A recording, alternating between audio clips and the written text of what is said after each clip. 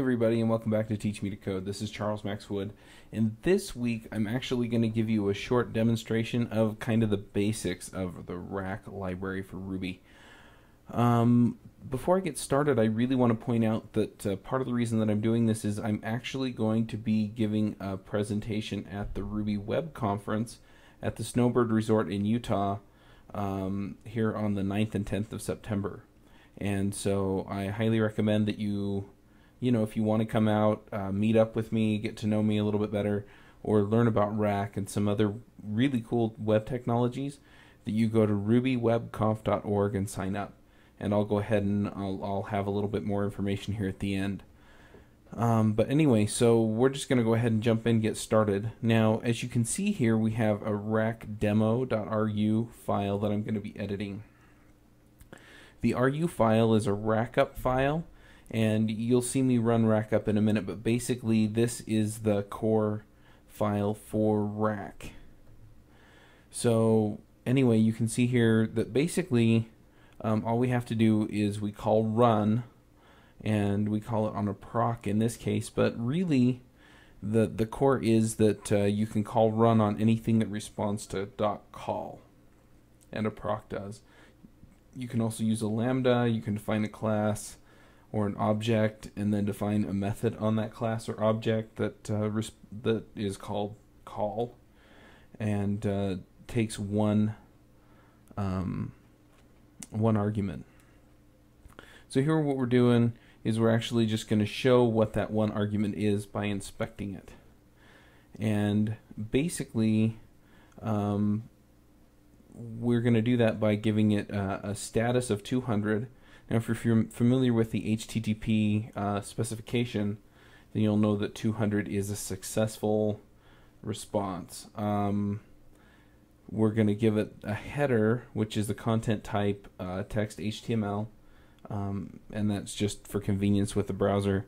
And then the last part is the body, and so that's where your HTML markup would go.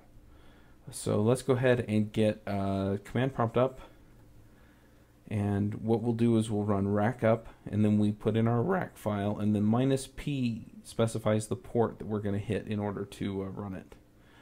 And then we just come over to our web browser, we go to localhost 3000, and there you can see that we have what is passed in. Now what it is it's actually a hash, and it has a whole bunch of information about the HTTP request.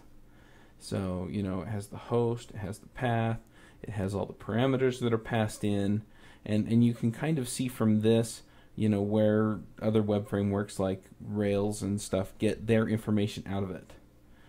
Now, what we're going to go ahead and do here is we're going to do something a little bit different. We're actually going to set the body so that it returns something from the request path, and the request path is usually like /index or something like that. In this case, what we're going to do is we're going to sub off the we're going to gsub out any slashes, any forward slashes in the path, and then what we're going to go ahead and do is just return that. So if we come down here, we'll just stop and start Rack real quick, and then when we get there, you'll see that, if we go to localhost 3000/2, for example, that it'll just output 2. So let's just do that real quick. And you can see, there we go, we have a 2. Now, this is kind of simple, kind of boring, contrived example, but there are some really powerful things that you can do with Rack. And what we're going to do is we're actually going to generate some middleware. If you've dealt with Rack before, you're probably familiar with the concept of middleware, but basically the idea with middleware is it's something that is called on the way into or out of your application. So it's called before and after, actually. And basically what it does there is and let's go ahead and switch this over to Ruby real quick so that we get the syntax highlighting.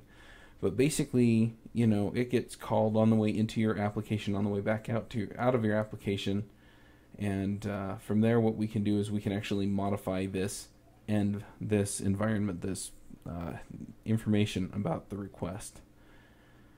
So in this case, what we're going to do is we're actually going to tell it to just pass the information through and collect the response on the way back out. And so you can see we're getting status, header, and body. And if you look at that proc, you can see the status, the header, and the body. So that's what we're looking for. And then when we return, in this case, all we're going to do is we're going to modify the body.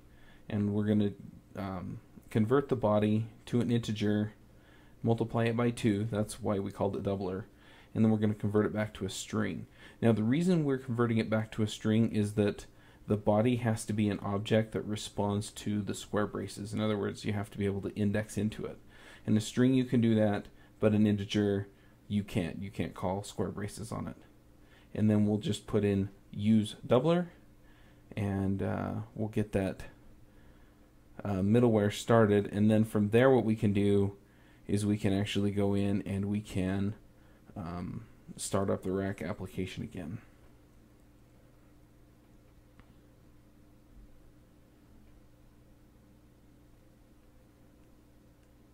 Alright, so here we go, and you can see now that it's giving us 4. So if we put in a.2y is 0, so a converted to an integer is 0, 0 times 2 is 0. So anyway, that kind of gives you an idea of what we're dealing with here. If we put in 10, you get 20. It's pretty self-explanatory what we've done here. Now, as I mentioned before, you can create middleware that not only intercepts the response and modifies it, but you can also intercept the request and modify the request. So let's go ahead and call this before doubler. And here what we'll do is we want to call call on app after we've modified the header. So you just do an end. We're going to modify the request header or the request path. So let's just go ahead and put that in, and I'm just going to do the same thing that I'm doing in the doubler. So we'll get the request path, we'll gsub out all of the forward slashes, and then we'll double it, and then we'll just send it on through.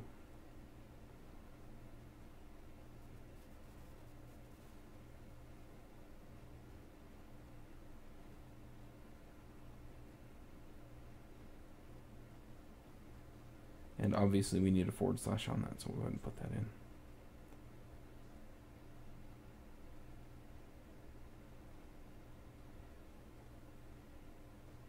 Alright, so then we'll put in use, and these are actually triggered in the order that they're called there. So before doubler will get called, and then doubler will get called. In this case it doesn't matter, but sometimes it really does. For example, if you're modifying the request twice, that makes a difference. So then if we come in here and we can refresh that, you can see now that the response is 40. And since we're gsubbing out all of the forward slashes, we can actually do 10/000/000, which is like 10 million. And you can see that we're getting 40 million. So anyway, that's the basics of rack. So anyway, I'm probably going to be doing a few things later with rack. But in the meantime, feel free to hop in and check it out. Thanks. New Relic is the leading provider of application performance management tools for Ruby and Java applications. Thousands of companies use New Relic RPM to monitor, troubleshoot, and optimize applications deployed either in the cloud or in dedicated hosting environments. RPM Lite is free, fully supported, unlimited time version available at www.newrelic.com. All the leading Rails companies use New Relic, including 37 Signals, AT&T Interactive, Shopify, OurStage, IGN, and lots more. This episode is sponsored by Jumpstart Lab. Jumpstart Lab offers private and corporate training in Ruby, Rails, and related technologies. They're experienced educators, not just good developers, and will get you going quickly. Courses can be scheduled in the U.S. or around the world and curriculum customized to meet your needs. Learn more at jumpstartlab.com. Hey everybody, this is Charles Max Wood, and I just want to let you all know that on September 9th and 10th I'm going to be speaking at the Ruby Web Conference. if you use or are interested in learning about web technologies, or you just want to come and meet up with other like-minded Rubyists, this is a great conference to go to. If you go to rubywebconf.org and click register and use the TEACHME code, that's TEACHME, all one word, you'll get a $30 discount for the conference. It's going to be held up at Snowbird. That's a resort here in Utah. And again, that'll be on September 9th and 10th, so come out. And I'm looking forward to meet you. That was wonderful. Bravo! I loved that. Oh, it was great. Well, it was pretty good. Well, it wasn't bad. Well, there were parts of it that weren't very good, though. It could have been a lot better. I didn't really like it. It was pretty terrible. It was bad. It was awful. It was terrible. Get him away! Hey, boo! Boo!